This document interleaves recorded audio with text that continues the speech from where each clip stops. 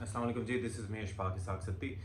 Kindly मेरा channel like और subscribe करें और अपनी राय से ज़रूर आगाह कीजिएगा कि आपको मेरी वीडियोस कितनी पसंद आती हैं या उनमें किस हद तक बेहतरी की गुंजाइश है। क्योंकि हर किसी का बात करने का अंदाज़ अपना होता है, मुख्तलिफ होता है दूसरों से। तो उसके अंदर एक्सेप्टेंस भी उसी तरह की नाजरीन की होती है।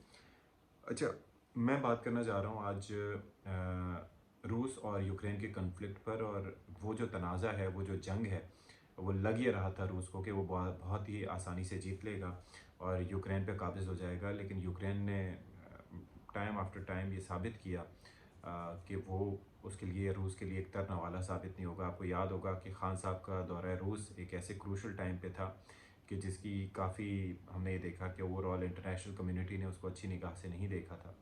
अब सादा से अल्फाज में मैं आपको बता दूं, ये तनाज़ा बेसिकली ये है कि नेटो जो है वो चाहता था कि यूक्रेन जो है वो उसका हिस्सा बन जाए। अब यूक्रेन अगर नेटो का हिस्सा बन जाता है तो दैट मीन्स कि अगर किसी एक नेटो अलाई को ज़रूरत पड़ती है मदद की, तो सारे के सारे नेटो फोर्सेस और साथ में अमेरिका भी जो है वो उनकी मदद को आ जाता है। अच्छा, एक चीज़ बड़ी इंपॉर्टेंट इसमें यह है कि आप ये देखिए कि तमाम किसी भी मुल्क को नेटो में शामिल करने के लिए एक ज़रूरी चीज़ ये है कि तमाम नेटो ममालिक उसके अंदर उसको सपोर्ट करें और कोई एक मुल्क भी उसके अगेंस्ट ना हो।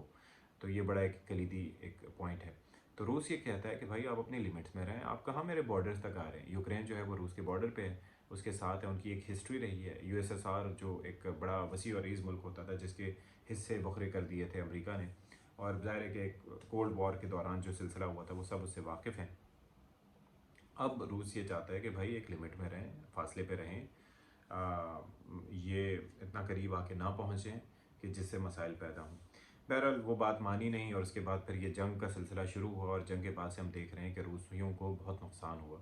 और इसके अंदर पूरे जो यूरोपीय ममालिक हैं, इवन अमेरिका, उनकी एक इखलाक़ी, माली और टैक्स सपोर्ट जो है वो हासिल रही यूक्रेन को। और इसी की वजह से हमने ये देखा कि रूस जो है वो यूक्रेन पे कब्ज़ा नहीं कर सका। अब दरमियान में आप ये देखिए कि सख्त तरीन सर्द मौसम रहा है, और सख्त तरीन सर्द मौसम में तमाम तर टेक्नोलॉजी, क्या इंसान भी फेल हो जाते हैं। तो वो जो ऑफेंसिव था वो एक जगह पे रुक गया।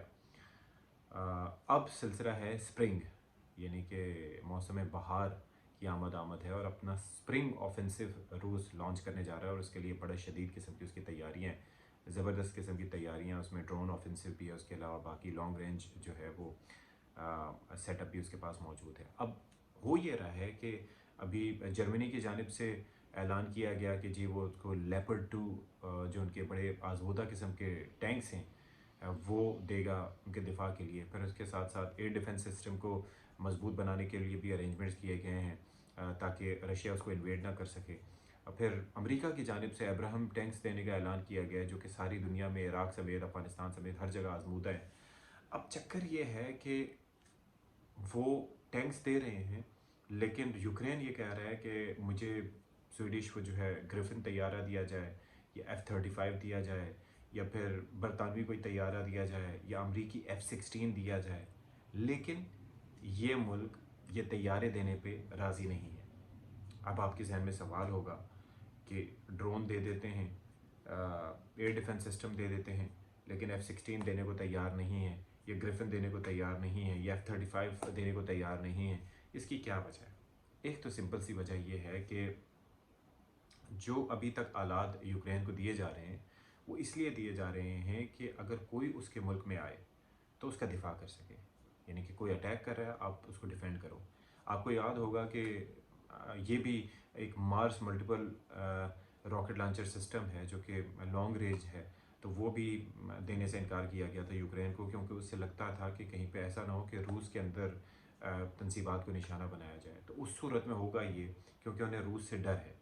रूस से डर क्या है? रूस से डर ये है कि अमेरिका की दूसरी बड़ी जौहरी ताकत है, हज़ारों की तादाद में उनके पास जो है वो न्यूक्लियर वेपन्स हैं। तो कहीं ऐसा ना हो कि रूस गुस्से में आके कोई ऐसा कदम उठा ले जो कि इन सबको महंगा पड़े। कोई न्यूक्लियर फॉल आउट हो सकता है, कोई वॉर ब्रेक हो सकती है, किसी के ऊपर हमला कर सकते हैं। जाहिर है कि फर्स्ट स्ट्राइक, सेकंड स्ट्राइक समेत कई ऑप्शंस रूस के पास मौजूद हैं। तो वो रूस से खौफजदा है और इसीलिए वो यूक्रेन की सरहदों के अंदर तक उस जंग को महदूद रखना चाहते हैं। अब F-16 से क्या होगा? अभी जो है वो यूक्रेनियन यूज़ कर रहे हैं मिग तैयारे, जो कि मोस्टली जो है वो रशियन मेड हैं। अब उससे क्या होगा अगर F-16 लेट से उनको मिल जाता है। F-16 जो है वो आप देखें कि आया तो 1980s से ये सिलसिला उसका शुरू हुआ था, लेकिन अभी उसका ब्लॉक 70 भी लॉन्च हो गया है। पाकिस्तान के पास ब्लॉक 52 तक के तैयारे हैं, ब्लॉक 70 भी अभी उसकी पैदावार जो है वो आप देख लें कि डिलीवर भी हो गया वो तैयार है। तो F-16 का चक्कर ये है कि उसके अंदर आइज़ा रडार है, उसके अंदर जनाब आप ये देखें स्टेट ऑफ द आर्ट उसके अंदर सिस्टम्स हैं, ऑल वेदर एयरक्राफ्ट है, दिन में भी परवाज़ कर सकता है, रात में भी परवाज़ कर सकता है, दुश्मन के ठिकानों के अंदर 4000 किलोमीटर तक घुस के कार्रवाई कर सकता है। तो वो एक बड़ा फॉर्मिडेबल वेपन हो सकता है किसी भी एयरफोर्स के लिए। और वैसे भले आप किसी मुल्क को कह दें, आप यूक्रेन को कह दें कि ये भाई हम तुम्हें तैयारा दे रहे हैं लेकिन तुमने यूज़ नहीं करना, उधर अंदर जाके नहीं मारना, तो ये टेक्निकली बड़ा एक मुश्किल हो जाता है उस वक्त इन चीज़ों पर नज़र रखना। और ज़रा सी एक गलती की वजह से कहीं ऐसा ना हो कि कोई दुनिया में एक एटमी जंग छिड़ जाए, तो उसके खदशे के पेश नज़र ये तमाम मुल्क जो हैं, जिनमें जर्मनी है, जिनमें बरतानिया है, जिनमें फ़्रांस है, जिनमें अमेरिका है, ये सारे मुल्क जो हैं वो बड़े मोहतात होकर इस सारी सिचुएशन को ऑब्ज़र्व कर रहे हैं, देख रहे हैं, ताकि कोई ऐसा कदम ना उठाएं। और रूस भी ज़ाहिर है कि अपने तमाम तर पैंतरे उसी हिसाब से बदल रहा है, लेकिन जंग किसी भी मसले का हल नहीं है। तो चीज़ें सॉर्ट होनी चाहिए जी, और हर हर मुल्क को बिलखुसूस अमेरिकन को अपनी हदूद में रहना चाहिए। बिकॉज आई आई अंडरस्टैंड कि रशिया जो है वो यूक्रेन के साथ कुछ ठीक नहीं कर रहा, लेकिन ज़ाहिर है कि उसकी अपनी अगर सलामती ख़दशे में पड़ेगी, ख़तरे में होगी, तो फिर वो ज़ाहिर है कि अपने आप को महफूज करने के लिए कोई तो अरेंजमेंट्स करेगा, गुड और बैड। फ़ैसला मैं आप पे छोड़ता हूँ कि आपको क्या लगता है कि फ़ैसला सही है रूस का या गलत है, या अमेरिका और उसके इत्तेहादी सही कर रहे हैं या गलत कर रहे हैं, और ऐसी सिचुएशन में यूक्रेन को क्या करना चाहिए। तो do share your feedback, I look forward to it.